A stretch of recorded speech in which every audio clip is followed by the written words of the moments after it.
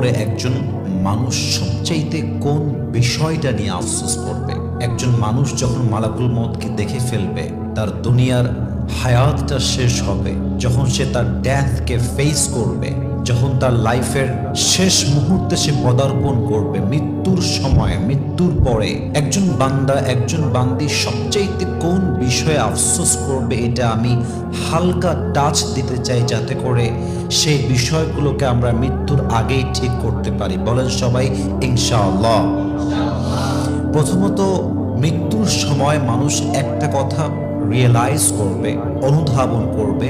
কোরআনে আল্লাহ তাআলা বলেছেন, লাউলা আখারতানি ইলা আজালিন করিব। মানুষ আফসোস করবে যে আমাকে আরেকটু সময় দেওয়া হোক, আমাকে আরেকটু সুযোগ দেওয়া হোক, আমি যেন আরো নেক আমল করতে পারি, আমার যে ভুলগুলো হয়ে গেছে আমি শুধরাতে পারি, আমাকে নেক আমল করার জন্য আরেকটা চান্স দেওয়া হোক।